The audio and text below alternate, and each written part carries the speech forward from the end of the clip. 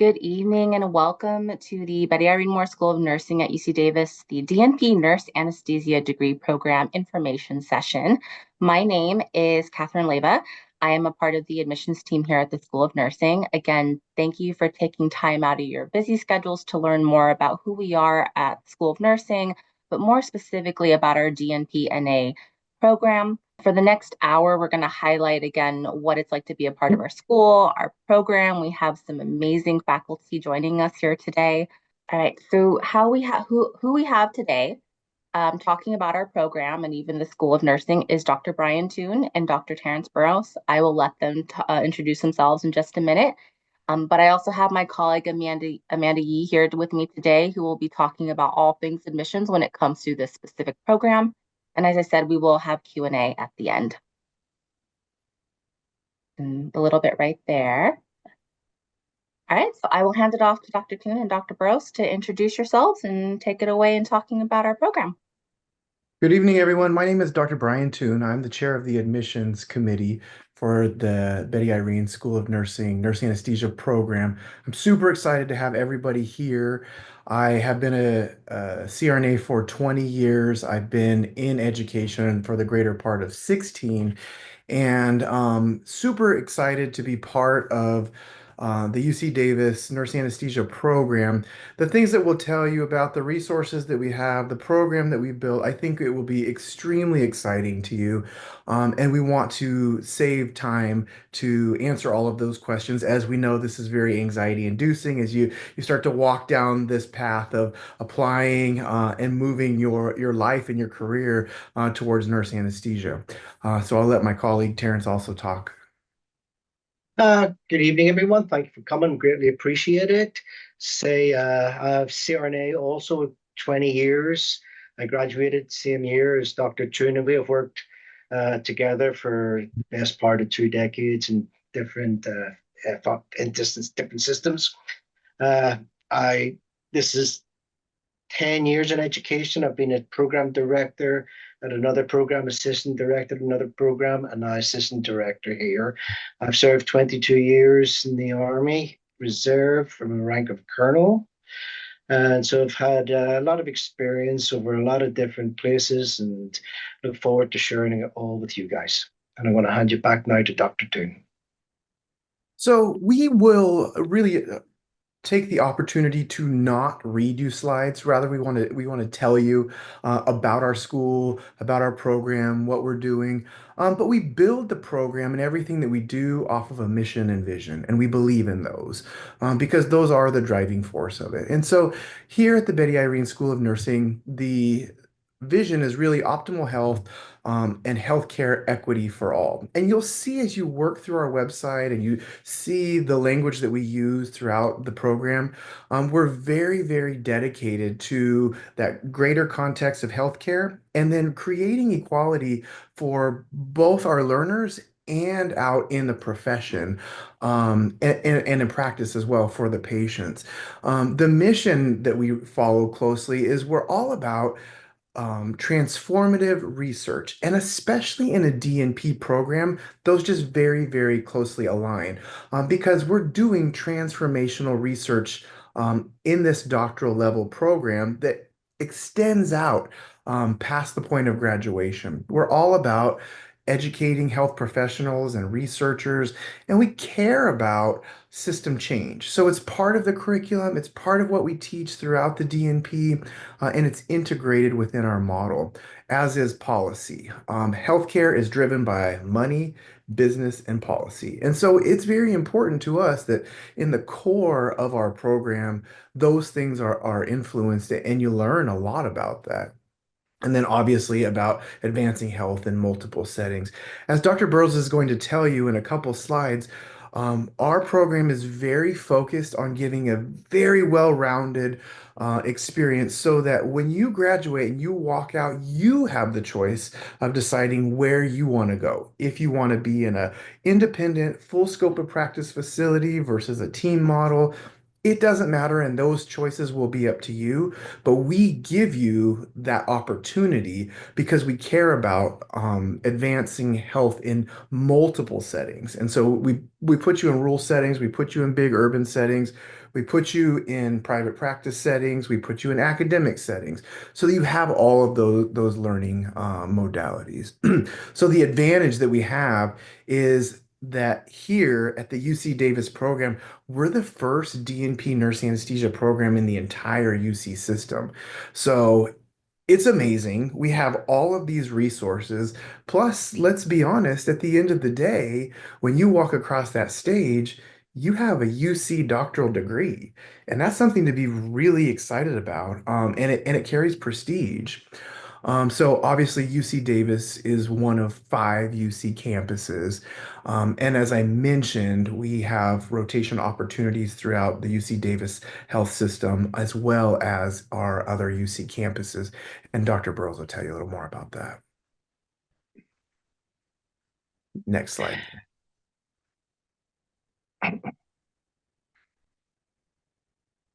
So a little bit about the DNP program. I know this is really where the big focus is and where you want to know, okay, what do I need to do? What are the timelines?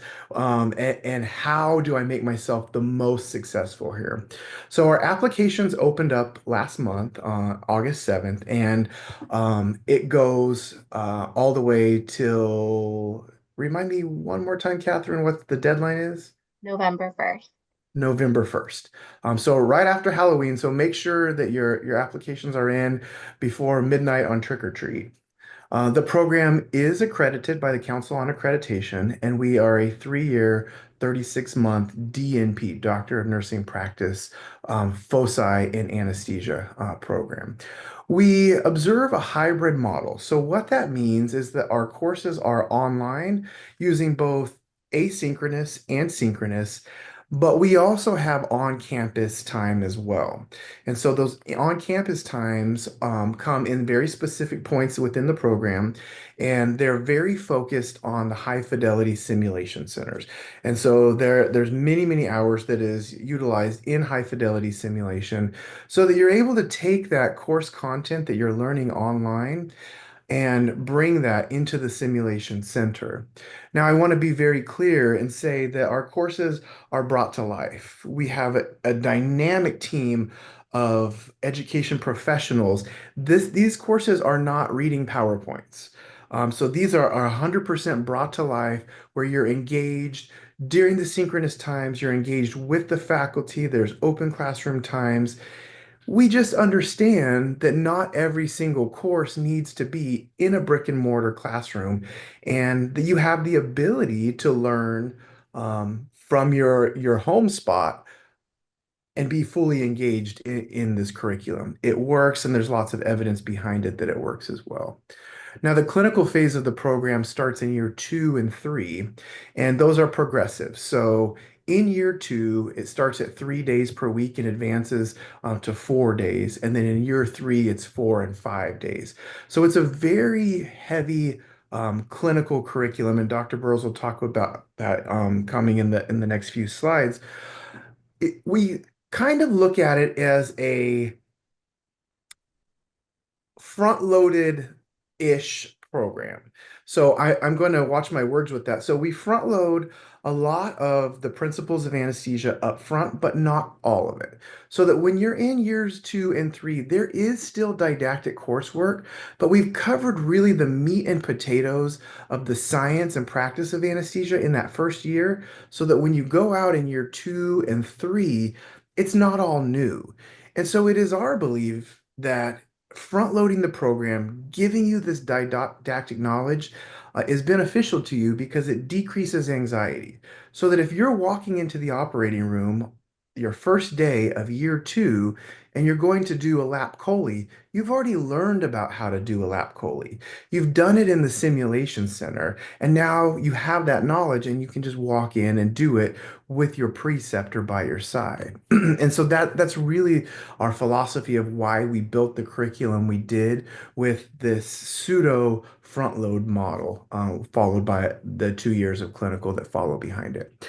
Now, there's also a scholarly project You'll find that in every single doctoral program across the country. It's part of the DNP curriculum. And we start that in year 2 as well. I mentor those, and we are very big into excellent projects that are going to make a clinical impact in our regional, state, and country.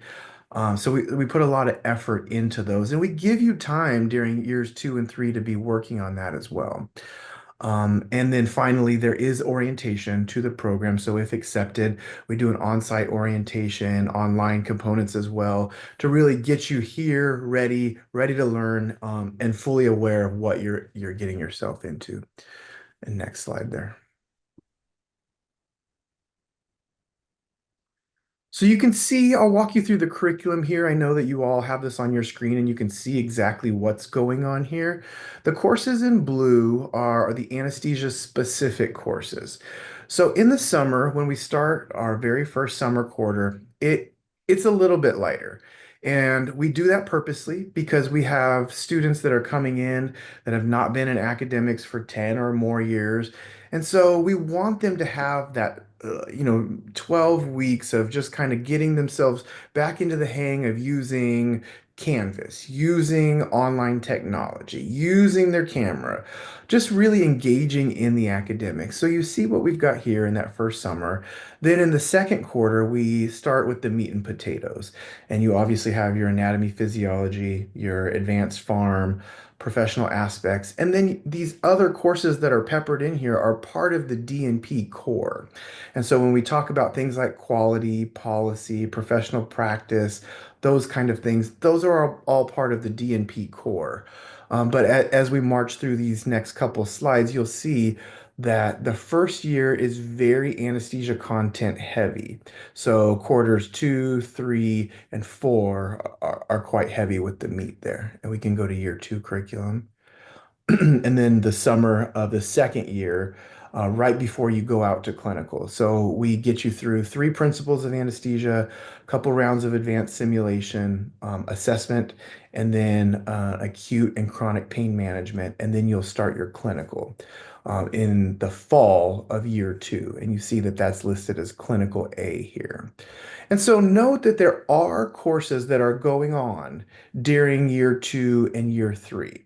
So we want to be clear that this is not only clinical in years 2 and 3, and it is the reason why we give a day of your week so that you can dedicate that to your coursework. We understand that you will be in clinical, and that we need to give you time to also be working on these other didactic contents that are there. We can move on to 3. Now, by the time we get to year 3, it's really our philosophy that we want to have this time to polish the apple. So you've got the foundation knowledge, you got the book knowledge, you spend a whole year in clinical already. And now year 3, we look at this as this transition year where we want the preceptor to kind of be standing behind you to catch you if you fall. But this is really getting ready for you to transition out into professional practice all on your own. And so at this time, we're 4 and 5 days a week of clinical practice. And you see that really all we're doing during year 3 is chipping away at the final components of that scholarly project. And this is really the case that it is the dissemination of it, the final put together of that project. So the meat and potatoes of that project has already been accomplished in the earlier sections of the program, mostly mid-year 2. And so the primary focus in year 3 is clinical, and that's very important to us. We are a practice doctorate program, but we are focused on the production of excellent clinicians. At the end of the day, that's what drives the entire thing. And so we can go to the next slide here. So, Dr. Burrows, do you want to talk a little bit about the simulations and the clinicals following? Sure, that sounds like a good plan, Dr. Toon. So in quarter 3 and quarter 5, you will be on campus 1 to 2 days a week in order to learn simulation education. I'm sure you may have touched on it in your BSN program, but basically it's taking the science and starting to apply it to practice in a safe environment where you can develop your muscle memory and some critical thinking skills, which reduces the stress and increases your performance when you start in your clinic rotations in quarter 1. It starts with very basic stuff. We'll send you like positioning, airway management, how to intubate, how to do a fiber optic intubation, how to do a nasal intubation. You will learn this anesthesia machine inside out and back to front. I mean, as in every single part of it, you will know the high pressure, medium pressure, low pressure, every single valve in that machine you will learn. And you will learn that because, one, it's important to troubleshoot in emergency situations in the OR, and two, you actually will get questions about it in your board exams. Once we get the muscle memory of the basic procedures squared away, we then progress to doing a general anesthesia. So how we define that concept is interview the patient, induce the patient, manage the airway, maintain the anesthesia, and then emerge the patient safely from anesthesia. Once you have that squared away, we'll go to quarter 5, and then you're going to be doing a more advanced simulation education. So we will give you a basic standard anesthesia, no complications, real easy one, as we call easy money in the profession. And then we're going to start throwing curveballs at you. We're going to give you cardiac emergencies. We're going to give you cardiac tamponades. We're going to give you respiratory arrest due to inability to intubate, which leads to cardiac arrest, and you've got to be able to handle all this yourself. We'll be teaching you how to do that. We'll teach you how to get a pneumothorax, what to do, needle decompressions. You'll do pediatric anesthesia, obstetric anesthesia, including learning how to do emergency cesarean sections, which can be some of the most intimidating cases we'll do. You learn how to do thoracic anesthesia. By definition, what we mean by that is we'll put in a double lumen tube, position the patient, and collapse one lung so that the surgeon can do anesthesia on one lung while you're ventilating through the other lung. You'll learn how to handle emergencies while doing that. And then you're going to have a seminar where you'll learn ultrasound, regional anesthesia, and IVC assessment, intravenous cannulation, how you're putting in your central lines. And then your gastric pulmonary, what we're talking about there is you'll learn how to scan the stomach so you can decide if the patient's got a full stomach of gastric contents, and if they do, what to do next, the rapid sequence induction, or cancel the case. And then you'll also learn crisis management and effective team communication, because that's very, very important in the operating room. You gotta learn to communicate with the OR nurse. You gotta learn to communicate with a surgeon.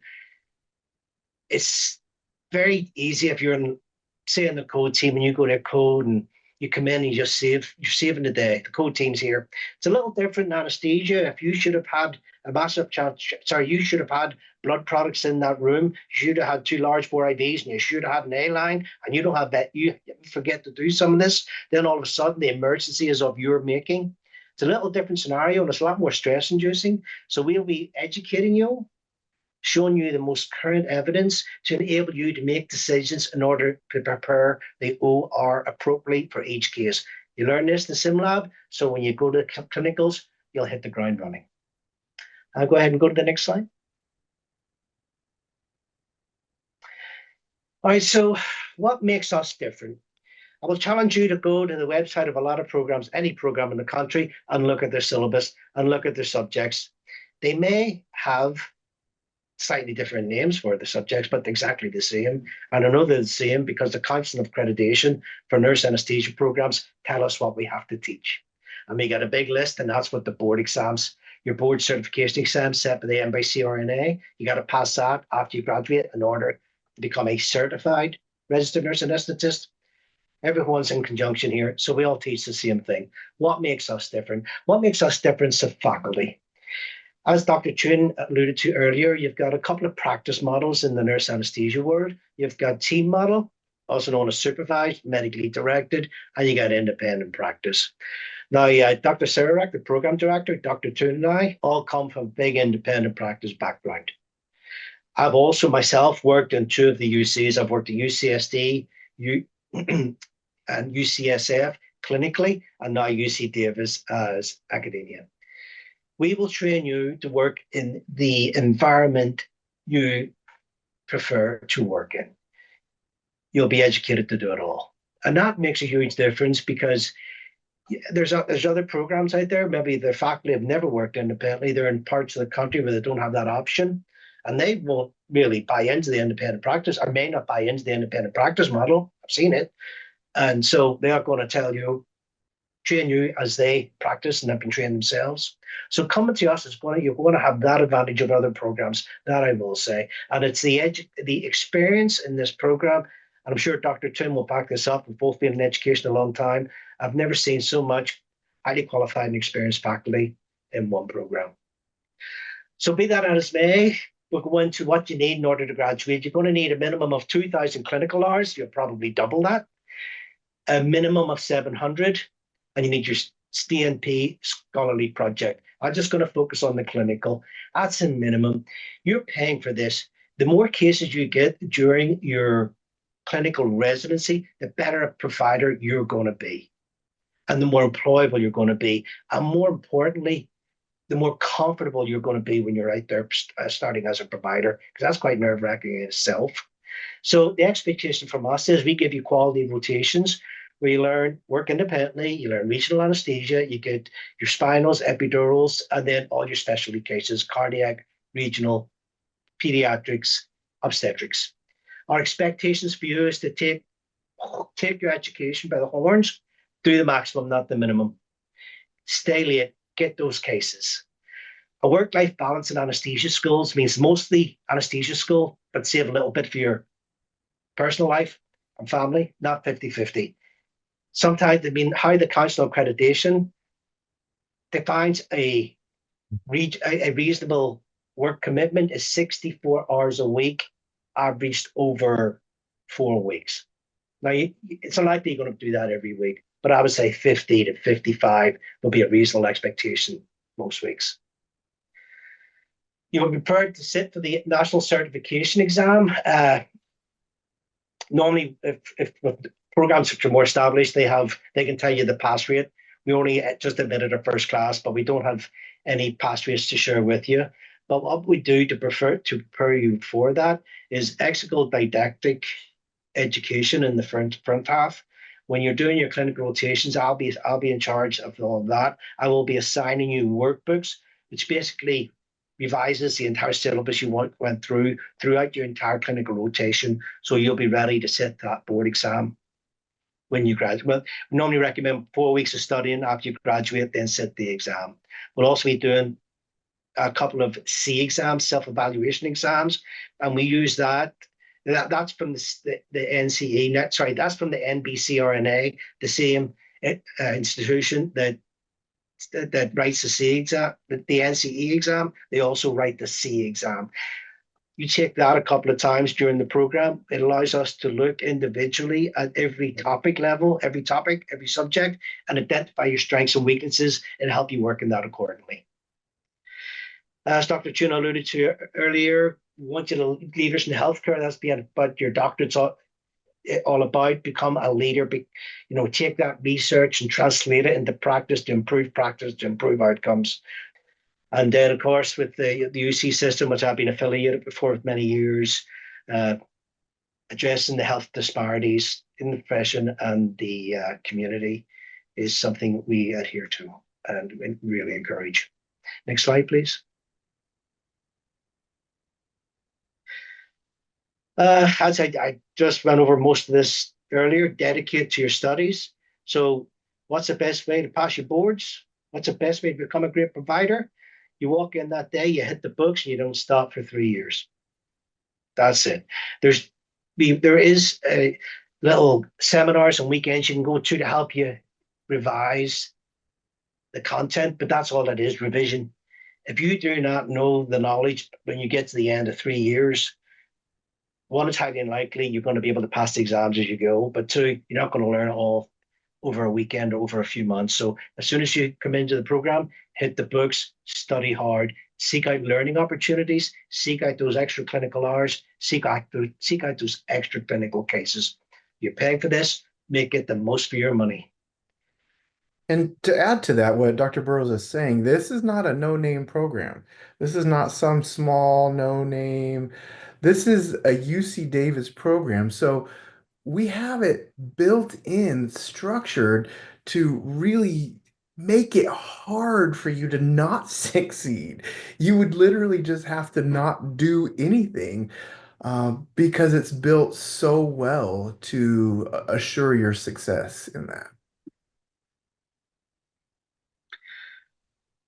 And just to go on, can you work during the program? Mm. Uh, the first quarter, be honest, probably it's pretty easy. The first quarter is pretty light. Everyone's got their own personal circumstances they got to deal with. What I can say is when you get to the clinical rotations, you're going to be working a good 50 hours a week. You're going to have your DNP scholarship. We do not encourage you to work.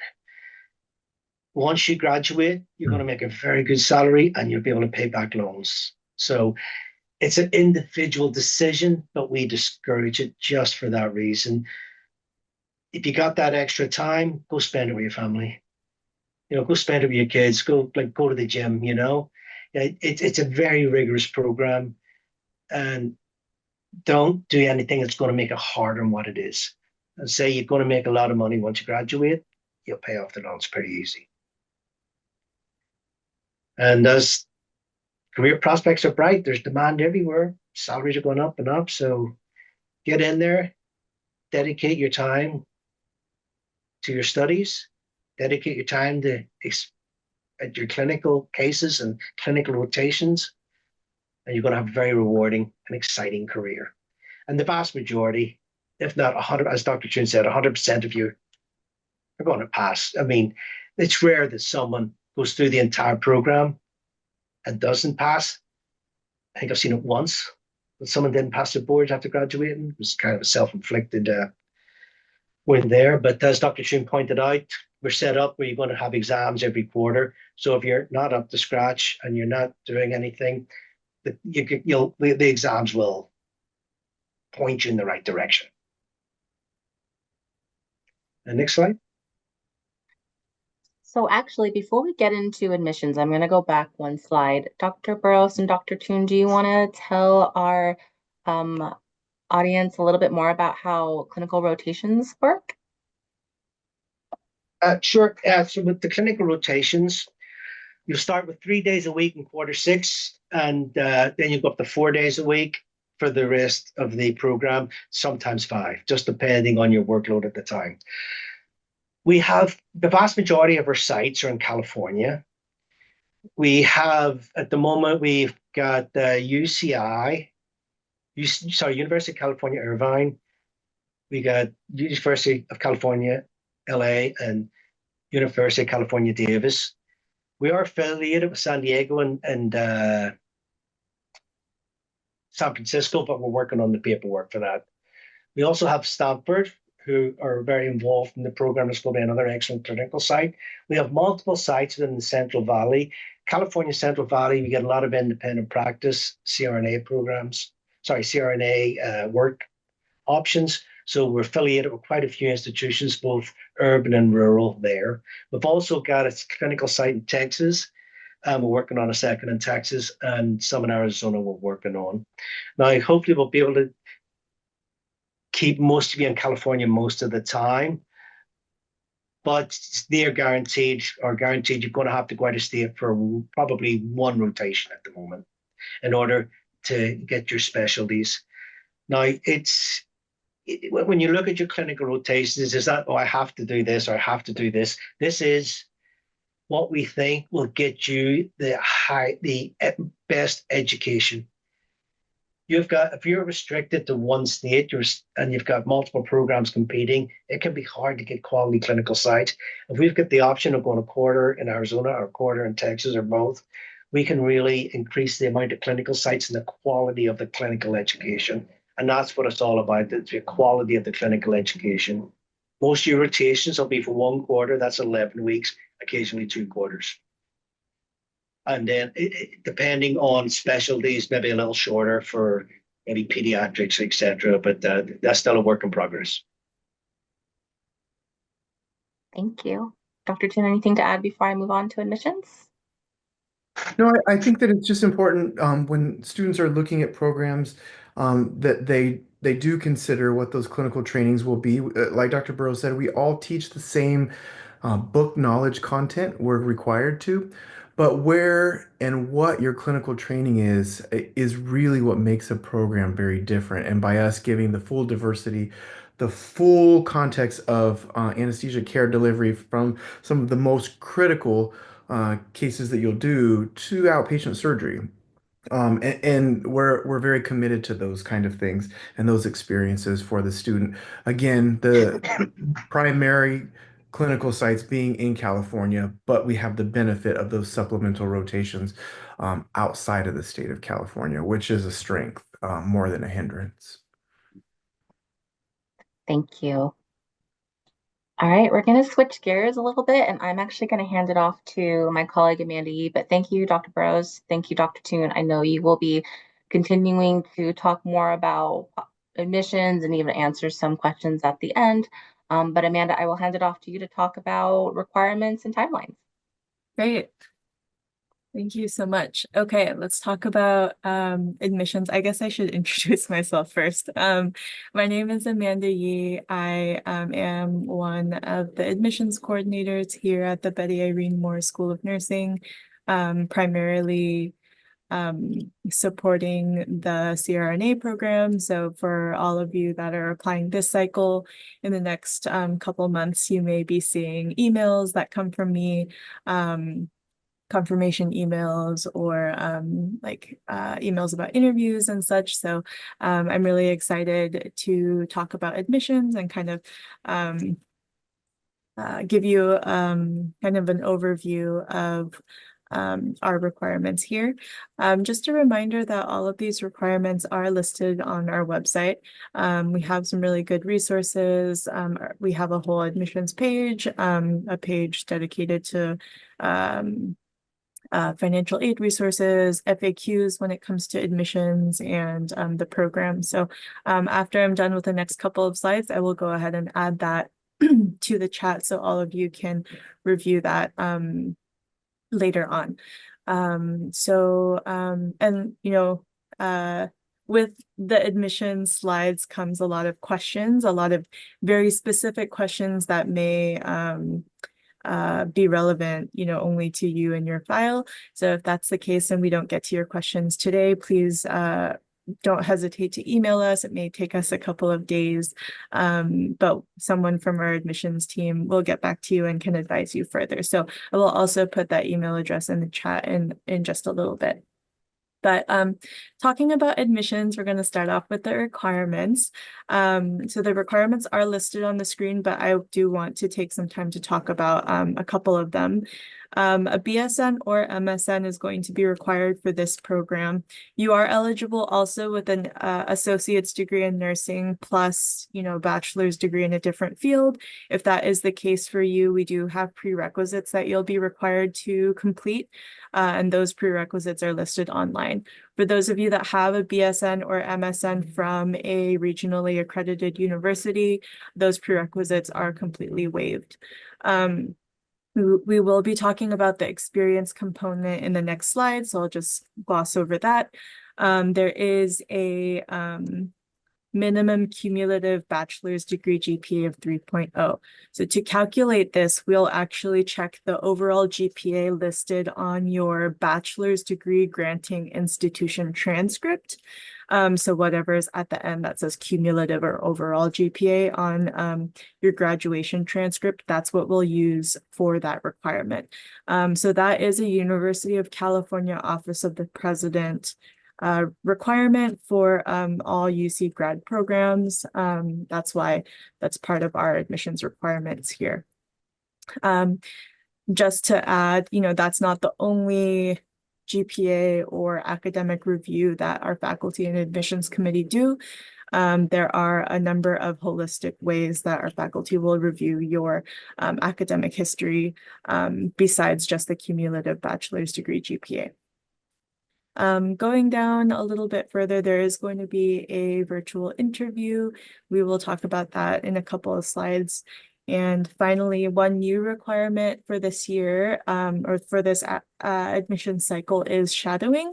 So at least 8 hours with a CRNA or a physician anesthesiologist, and that must be completed prior to submitting your application. There isn't a form or anything that you need to complete for that, but there is a section on the nursing CAS application where you'll be asked to include some information, as well as, you know, the supervisor, the CRNA's contact information for verification purposes. And we always get a couple of questions about, like, when it comes to the degree, what if I have 2 bachelor's degrees, which GPA will you use to check if I met the minimum requirements? Is it always going to be my BSN? The answer to that is no. So if you have 2 different bachelor's degrees, let's say one is a BSN and one is like a bachelor's of arts in like sociology, we will just take, to check that minimum requirement, we will just take whichever GPA is higher. Now, that being said, a master's degree GPA that's above a 3.0 will not waive that bachelor's degree 3.0 requirement, if that makes sense. So if you completed a master's degree, unfortunately, we will still be checking the bachelor's degree GPA as per University of California requirement. Anything else that I missed, Catherine? I don't think so. There's just so much information. Catherine is here to keep me on track and add anything that I missed. But again, if there are, if you have any questions or if you forget these admissions requirements at any point, please refer to our website. I think the only thing to add, which I can't remember if it's coming up, and if it is, redundancy is key. Something that's also going to be new for our incoming 2026 cohort, which is on our website, is an admissions deposit will be required upon, again, you will have more information in your acceptance letter, and that goes towards the first quarter tuition. But anyway, I just wanted to point that out because that is due for the incoming cohort for 2026. Thanks, Catherine. All right, so talking about the critical care experience requirement a little bit, this information is also listed on our website. So we expect you to have at least 1 year of full-time work experience in a critical care setting. Some examples are listed below. So a lot of times we get the question, you know, are certain ICU units, you know, considered more competitive than others? And the answer to that question is no. There's no distinction in terms of competitiveness between the units. You know, critical care experience for the sake of admissions is just critical care experience. That being said, we do consider acuity and trauma designation during our review. And so in the nursing CAS application, you will be asked to expand a little bit on your experience further. So again, if any questions come up, if you have a really interesting type of, you know, experience, or if you have work in a unit that's not on this list and you are curious to see if it would work, please go ahead and email us, and we can let you know about that. A common question that we see come through, since we're on it, applicants will often say, well, I don't work in a trauma 1 designation facility. Does that throw me out? Absolutely not. In fact, we love community hospital ICUs because these nurses are really the eyes, the ears. They're doing the work, they're thinking on their own, and they do fantastic. So really, a trauma designation doesn't mean much at all to us. It's all about the experience. So don't put much into that. And so with that being said, you know, we do conduct a holistic review of your application. We're very proud of the way that we do admissions here at the Betty Irene Moore School of Nursing. Kind of like what Dr. Toon said, when you're kind of thinking about how to expand on your experience, as you're thinking about how to describe it, please put a lot of care into that. There is like a long form answer section of the application that you'll have to fill out detailing your critical care experience. You may want to run that by, you know, a coworker, someone on your unit, to see if you're accurately representing, you know, your position and your job and the things that you see from day to day. So please we'll talk a little bit more about the application process and what we expect from all of you, but that's something that our previous application pool thought was helpful. And the only thing I have left to add is I just saw it in the Q&A, so I thought it was relevant. So on our website, it states that for the critical care experience, it's strongly preferred to have it done by the time you submit your application. But I believe, and Amanda, please correct me if I'm wrong, technically you just have to have it done by the time you matriculate. But again, it's strongly recommended you have all your critical care experience by the time you submit your application.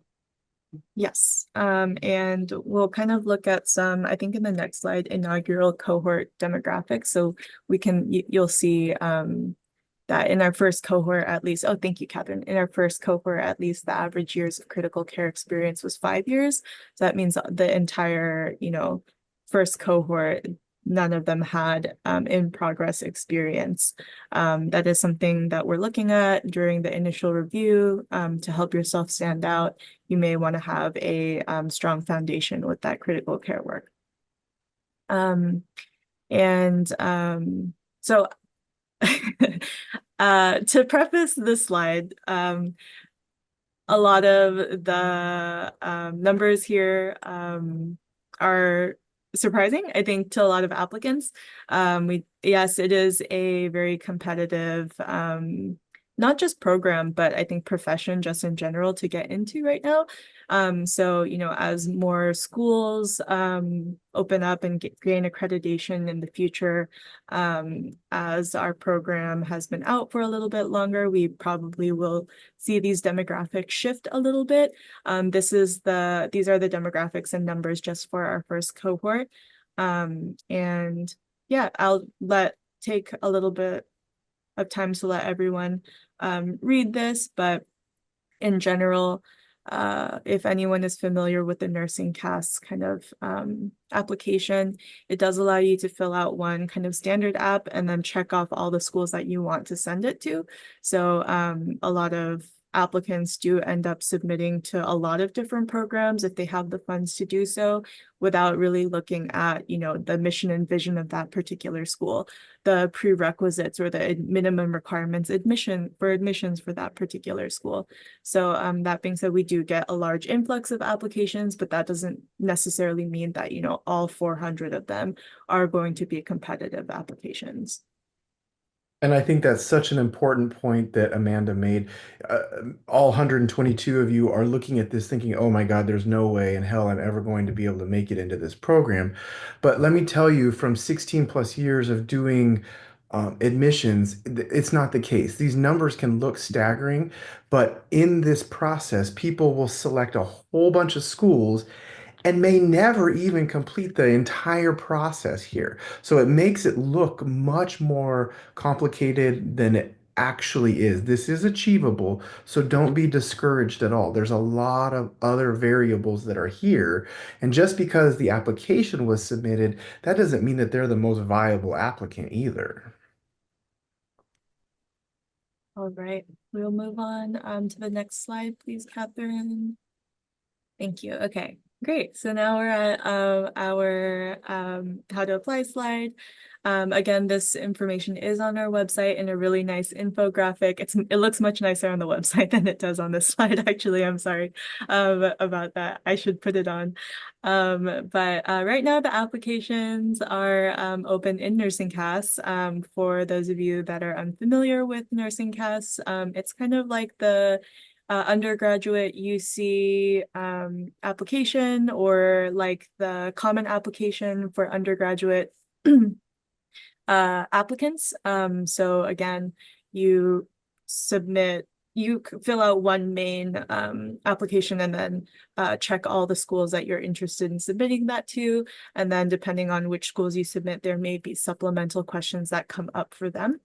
Our applications will close 11:59 p.m. Eastern Time on November 1st. If you get any one thing from this information session, please remember that the application portal runs on Eastern Standard Time, not Pacific Time, even though we as a school are located on the West Coast. Nursing Cast as an organization operates out of the East Coast. So and if you submit 11:59 p.m. Pacific Time, unfortunately, it will be too late. So if you remember one thing from this information session, please remember that. There is, after that November 1st deadline, it will be radio silence for a couple of weeks as our fantastic admissions committee reviews applications and kind of discusses the applicant pool. Then we will be in touch in late January or early February about interview invitations. Simultaneously, those applicants that will be invited to interview will also be asked to submit a secondary application through UC Davis Graduate Studies. So you may see it as like the Grad Studies app, the secondary app, the supplemental app. It all means the same thing. You don't need to take any additional action other than Nursing Cast until we email you to do so. So please don't, just go into the portal and submit. Your application won't be reviewed that way. Finally, offers of admission will go out in late March, and then the program starts in summer quarter of each year, so typically late June. Let me see if I hit all my talking points here. There is an interview waitlist, kind of going back to that second section. There is an interview waitlist, so applicants may be invited closer to the actual interview time itself. So if interviews are like in early March or late February, you may be called and emailed closer to that point if you're pulled off the waitlist for an interview. Applicants may be denied at any point in the cycle, but we will get back to every single applicant by email. So if you haven't heard from us at all, that means you're still being considered for admission. There isn't like one period of time where we just deny or accept anyone. Typically it happens little by little, kind of like a rolling basis. All right. Next slide, please. I talked a little bit through this. I just like to put it here to remind you that Nursing Cast has some really good resources on their website. They have a great quick start guide. They have a fantastic applicant help center, and they also have a really good customer service department. Again, they do operate on the East Coast, so if you're calling them at 5 p.m. Pacific, they will be closed. So make sure to call them a little bit earlier. But please utilize those resources, especially if this is your first time submitting in Nursing Cast. And then just a reminder to be thorough. All of the prompts are in the application for a reason. So a lot of times applicants will be like, oh, I'm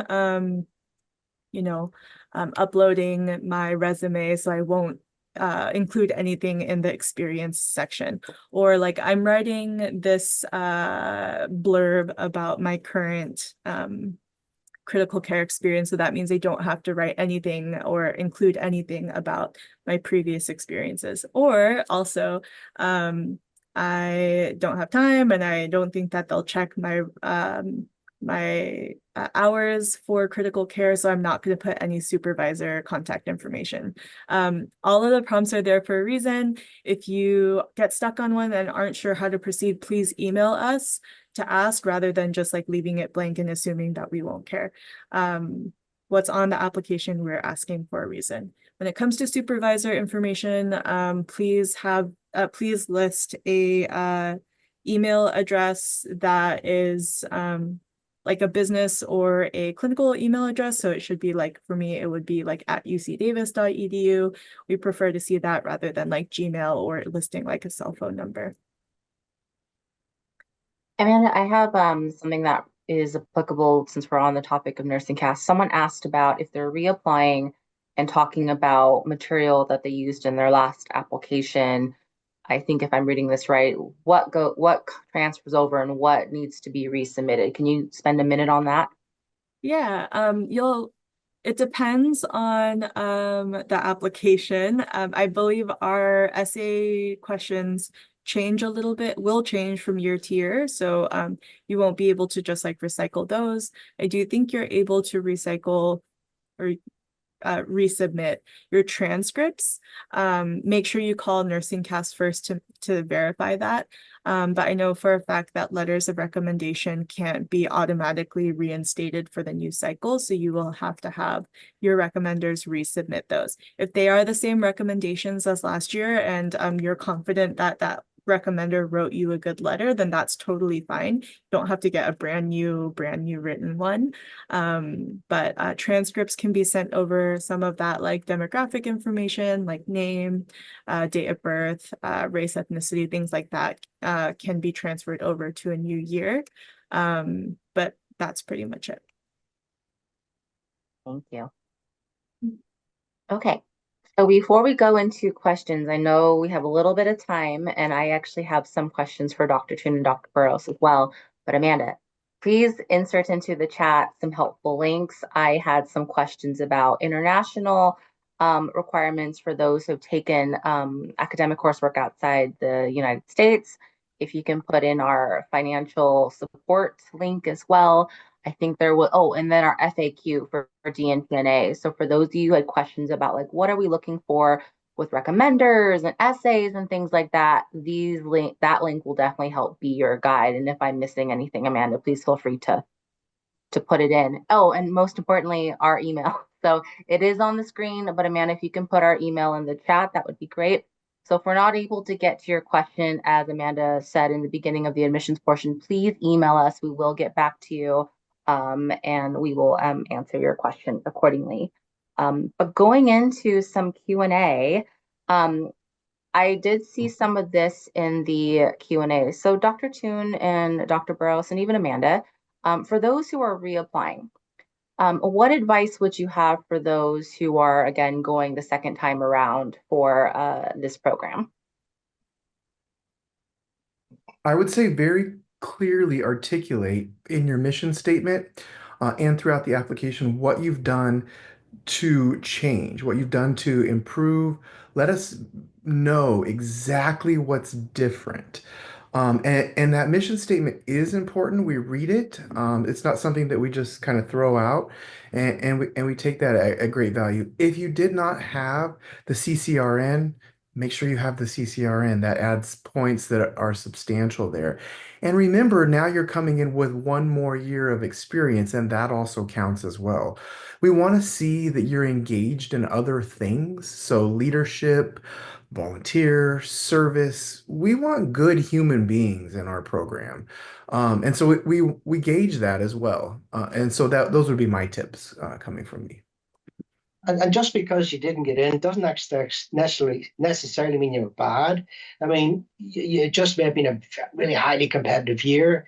You may have not had a great interview that day. Who knows? You may have had an off day. So don't lose confidence. It's very highly competitive, and you just maybe as simple as interviewing better second time around, but definitely do all the other things to strengthen your application, as Dr. Toon just summarized.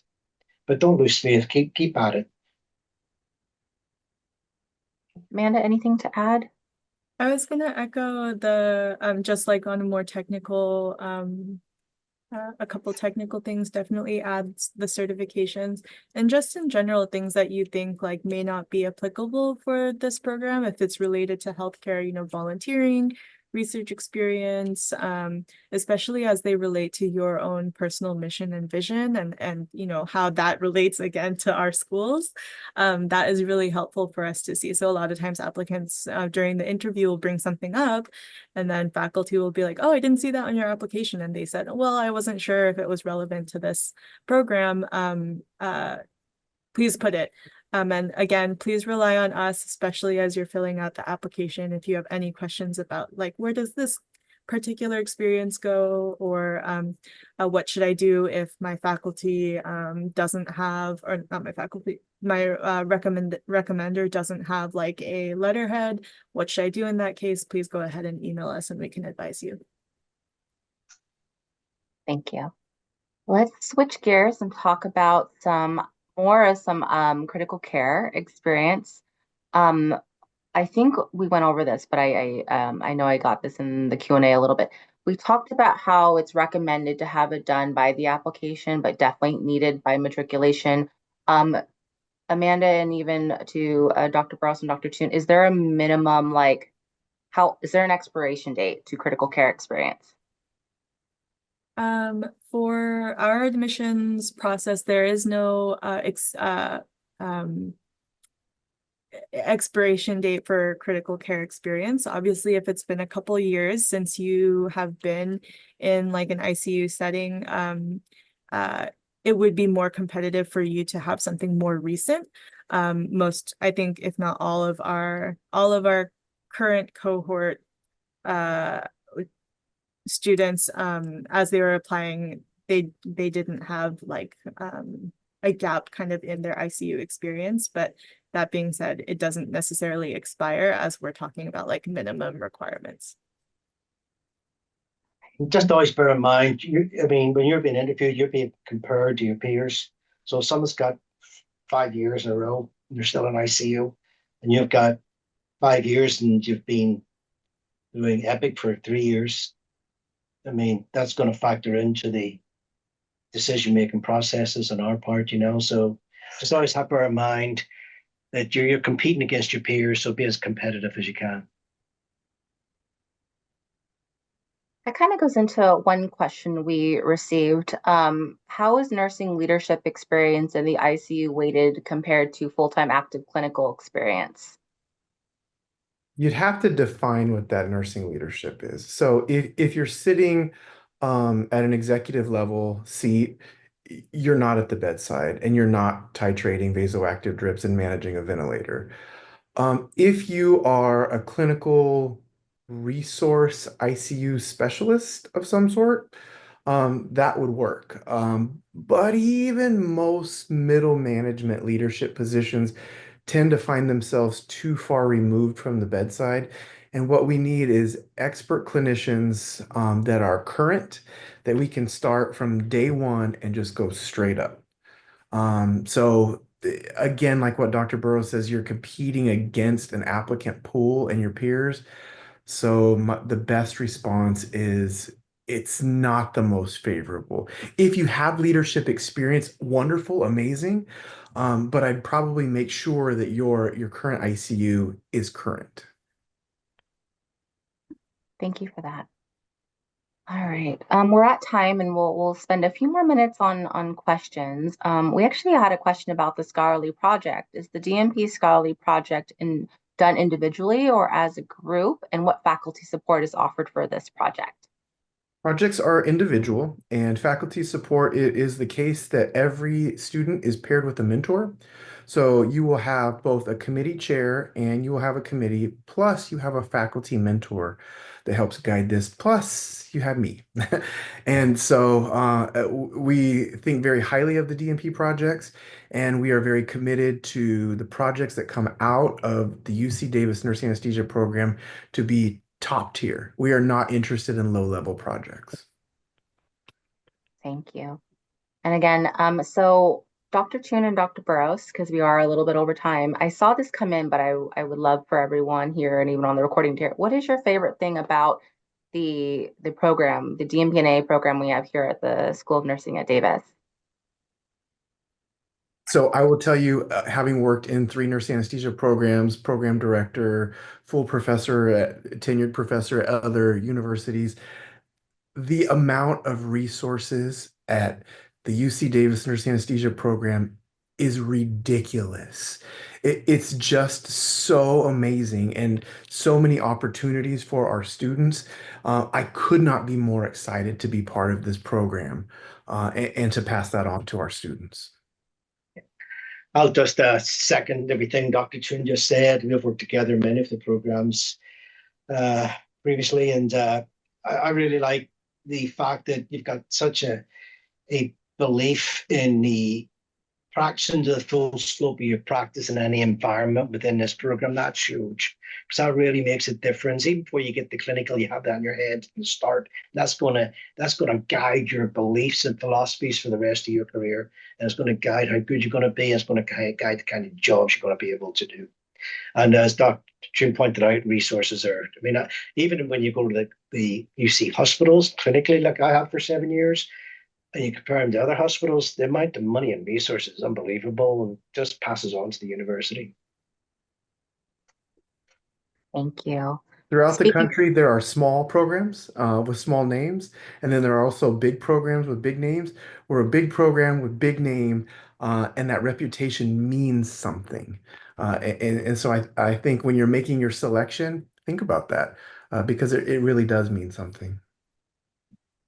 to piggyback off of that and resources, so I'm going to do a plug in here. We have an in-person information session next month, October 15th. Amanda, if you want to put that in the chat, if you're able to come, great, because Dr. Toon will be there, Dr. Burrows will be there, Amanda and I will also be there, our program director will be there. We're even going to have current students there as well, who again will not only talk about the program, but will take you on a tour of the health campus, show you our amazing simulations. But I think this would be a great opportunity if you're able to attend to really connect with us here at the School of Nursing, specifically with our DNP-NA faculty and staff. But Dr. Toon, Dr. Burrows, is there anything you want to add before we end for tonight? I There was think, one question. Oh, sorry. Go ahead, Dr. okay, Toon. There was one question I seen in the Q&A, and someone was asking, is it possible that you're going to have to travel a long distance from your home to do clinical rotations? Like, I don't know how someone's defining a long distance, but at the moment, you're going to have to go out of state for 3 months with the current clinical rotations that we have. And you may end up in Southern California, most likely end up in Central California, which isn't really commutable distance. So I do not know of any program at the moment where people get to stay in one place the entire time. I think even I went to Kaiser, you could, but even then, I went to San Diego, Portland, and Hawaii. So that's just a reality of nurse anesthesia education today. With the greater programs, more competition for clinical sites, more programs are traveling to get clinical rotations. So that's the reality of this profession at the moment for the educational aspect of it. and to that, Dr. Burrows, there's a question that I'm seeing that I think it dovetails to that too. It says, what specialty clinical rotations are offered? I've heard from SRNAs and other programs that it can be difficult to reach some of the quotas for specialty cases and skills. What I'll say here is remember, this is a large program with a large name, and we're affiliated with large facilities. So the faculty, and specifically Dr. Burrows, has worked tirelessly to secure these clinical affiliations. And also remember, we are not new to this. We have been in this game for a long time and in this region and have those connections. So, are the specialty clinical rotations offered? 100%. It is a requirement by the Council on Accreditation. So you must get your 5 hearts, you must get your 5 lungs, you must do your neurosurgery, you must do your OB. So all of those are laid out, and they're laid out throughout the curriculum sequence as well to assure that you do get them, and you will get the minimum and probably much, much more. And it is our job as a program faculty to assure that you are given the opportunity to get those. And there's no foreseeable challenges. Will you have to travel a little bit? Yep. And just like Dr. Burrows said, nearly every program in the country, you have to travel unless you go to a hospital specific program. And that's just not what our mission is. We want you to see different ways of doing anesthesia in different environments. So the long and the short to that answer is you get your specialties, and we'll make sure that you do. Awesome. Thank you both. And I just realized, I'm sorry, we had some tech issues. The links that I was referring to, I just put them in the chat. So again, if you're going to listen to the recording, or if you want to email us again for links for the information that you are requesting, again, we will definitely get back to you. But I want to thank you all for being here tonight. Thank you, Dr. Burrows. Thank you, Dr. Toon. Thank you, Amanda. And we hope to see you next month at our in-person information session. Have a good evening, everyone.